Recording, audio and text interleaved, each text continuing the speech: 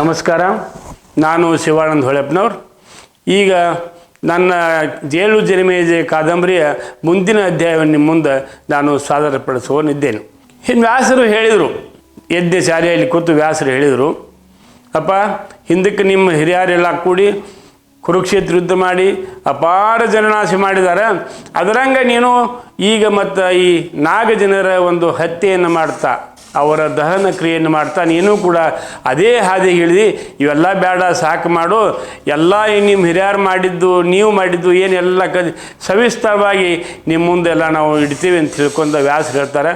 ಅವು ವೈಶಂಪಾಯನರಿಗೆ ಹೇಳಿ ಇವರ ಹಿಂದಿನವರು, ಇವರ ತಾತ ಮುತ್ತಾತಂದರು, ಪಾಂಡವರು ಕೌರವರು ಏನೇನು ಮಾಡಿ ಏನೇನು ಆಗಿ ಹೋದರೆ ಎನ್ನುವಂಥ ಕಥೆಯನ್ನು ಇವು ಕೂಡಿದ ಜನರಿಗೆ ಸವಿಸ್ತಾರವಾಗಿ ಹೇಳುವಂಥ ವೈಶಂಪಾಯನರಿಗೆ ಹೇಳಿ ಅವರಲ್ಲಿಂದ ನಿರ್ಗಮಿಸ್ತಾರೆ.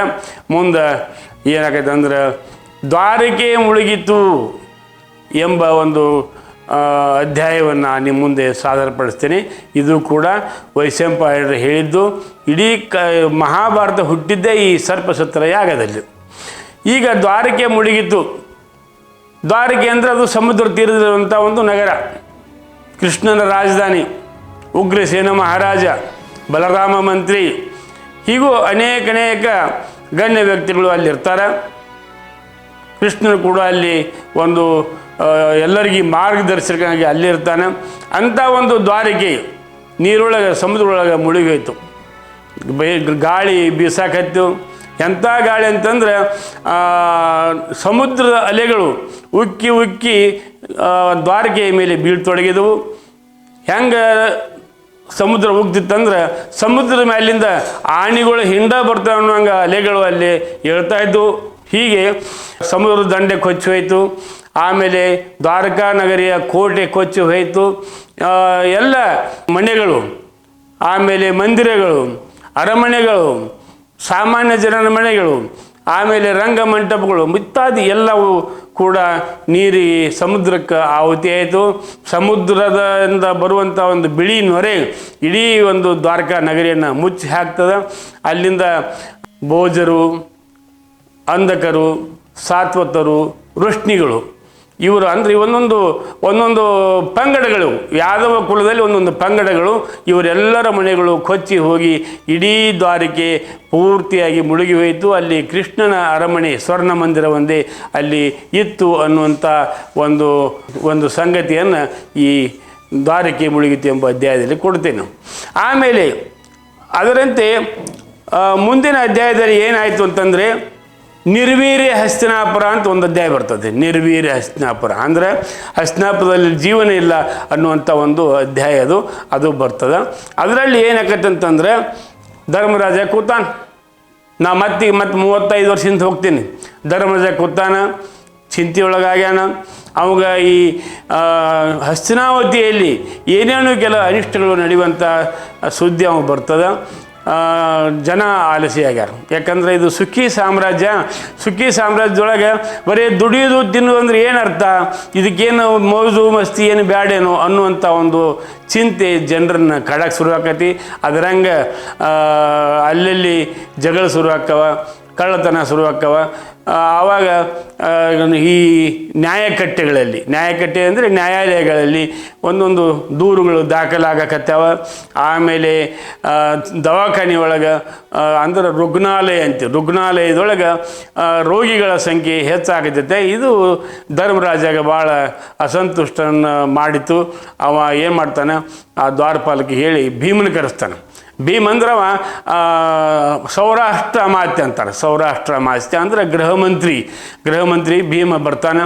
ಏನು ಅಂತಾನೆ ಇಲ್ಲ, ಮತ್ತು ಊರೊಳಗೆ ಬೇರೆ ಬೇರೆ ಸುದ್ದಿ ಬರ್ತಾವೆ, ನಗರದಿಂದ ಅಹಿತಕರ ಸುದ್ದಿಗಳು ಬರಾಕತ್ತಾವ, ಇದಕ್ಕೇನು ಕಾರಣ ಅಂತಾನು.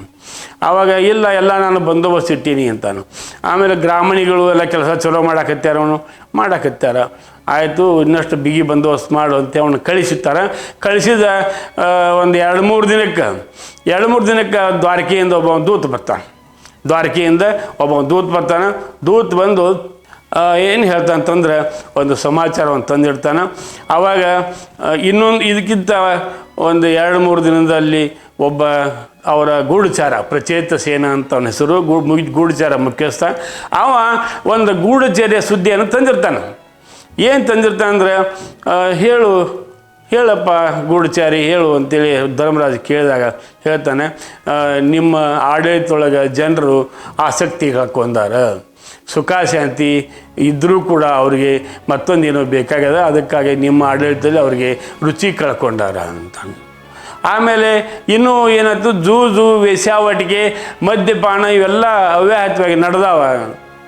ಆವಾಗ ಅರ್ಜುನ ಅಂತಾನೆ, ಎಲ್ಲಿಂದ ಮದ್ಯ ಬಂತಪ್ಪ ಅಂತ ಕೇಳ್ತಾನೆ.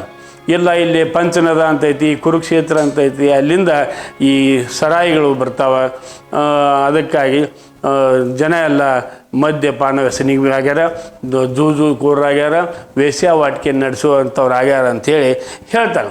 ಇನ್ನೊಂದು ಏನು ಮಹತ್ವದೈತಿ ನಿಮಗೆ ಭಾಳ, ಅದನ್ನು ನನಗೆ ಹೇಳೋಕ್ಕೆ ಸಾಧ್ಯ ಇಲ್ಲ, ಅದಕ್ಕೆ ಆದರೂ ನಾನು ಹೇಳ್ತೀನಿ ಅಂಥೇಳಿ ಹೇಳ್ತಾನೆ.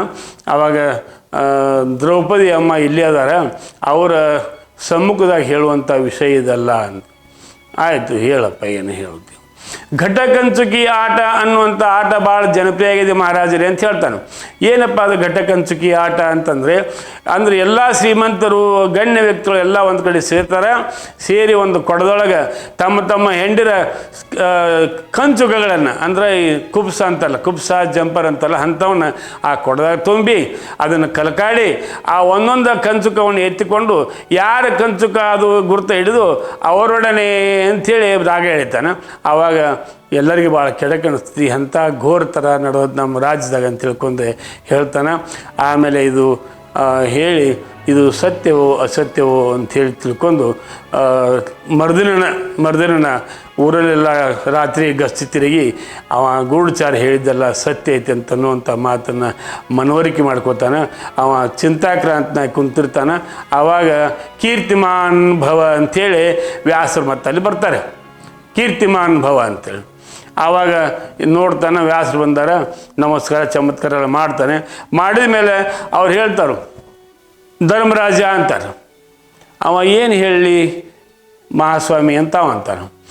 ನೀ ಹೇಳಿದ್ರೆ ಸಮಸ್ಯೆ ತಿಳಿಯೋದಲ್ಲ, ನೀ ಹೇಳಲಿಕ್ಕೆ ಹೆಂಗೆ ಸಮಸ್ಯೆ ತಿಳಿತದೆ, ಅದಕ್ಕೆ ಸವಿಸ್ತಾರವಾಗಿ ಹೇಳು ಅಂತ ಅಂದ್ಕೊಳ್ಳಿ. ನನ್ನ ಹಿಂದಿಂದ ಒಂದು ಮುಂಡವಿಲ್ಲದ ರುಂಡ ಅಳ್ಕೋತ ಬೆನ್ನು ಹತ್ತೈತಿ ಅಂತ ಹೇಳ್ತಾನೆ. ಕಾಗಿ ರಾತ್ರಿ ಹಗಲಿ ಕಾಯಿ ಕೂಗಿರ್ತಾವೆ, ಗೂಗಿಗಳು ಬೆಳಗ್ಗೆ ಹಗಲು ಮಾಡ್ಯಾವ ಅಂತ ಹೇಳ್ತಾನೆ. ಆವಾಗ ಇದು ಕಲಿ ಆಟಪ್ಪ, ಕಲಿ ಪ್ರವೇಶ ಮಾಡ್ತಾನೆ. ಇದರೊಳಗೆ ಕಲಿಗಾಲದಾಗ ಏನೈತೆ ಅಂತಂದರೆ ಇದು ಭ್ರಷ್ಟಾಚಾರಿಗಳು, ರಾಜರು ಭ್ರಷ್ಟಾಚಾರಿ ಆಗ್ತಾರೆ. ಆಮೇಲೆ ಸನ್ಯಾಸಿಗಳು ಲಂಪಟರಾಗ್ತಾರೆ. ಆಮೇಲೆ ಸರ್ಕಾರಗಳು ಮದ್ಯದ ಮಾರಾಟದಿಂದ ಸರ್ಕಾರ ನಡೀತಾವೆ. ವಾಸಿಯಾಗದ ರೋಗಗಳು ಕಾಣಿಸ್ಕೊಳ್ತಾವೆ. ಇಂಥವೆಲ್ಲ ಉಪಚಾರಗಳು ನಡೀತಾವೆ ಕಲಿಗಾಲದ ಅಂತೇಳಿ ವಾಸ ಹೇಳಿದಾಗ, ನಾವು ಈಗ ಅಂಥ ಟೈಮ್ದಾಗ ನಾವು ಇರಬೇಕೇನ್ರಿ ಅಂತ ಕೇಳ್ತಾನೆ ನಾವು. ಇಲ್ಲ, ನೀ ಇರುವುದಿಲ್ಲಪ್ಪ. ಆಗ ನಾ ಇರುವುದಿಲ್ಲ ಅಂದ್ರೆ ಏನು? ಇಲ್ಲ, ನೀ ಇರುತ್ತಾನ ಕಲಿ ಬರೋದಿಲ್ಲ, ನೀವು ಆದ ಮೇಲೆ ಕಲಿ ಬರ್ತಾನೆ, ಅದಕ್ಕಾಗಿ ನೀನು ಆ ಕಲಿ ಬರೋ ಸಂಬಂಧ ನಿನ್ನ ಈ ಸ್ಥಾನವನ್ನು ನೀನು ಖಾಲಿ ಮಾಡಬೇಕಾಗತ್ತೆ ಅಂತ ಹೇಳಿ ಮಂಗಳ ಮಸ್ತು ಅಂಥೇಳಿ ಅವರು ಅಲ್ಲಿಂದ ಹೋಗ್ತಾರೆ. ನಮಸ್ಕಾರ.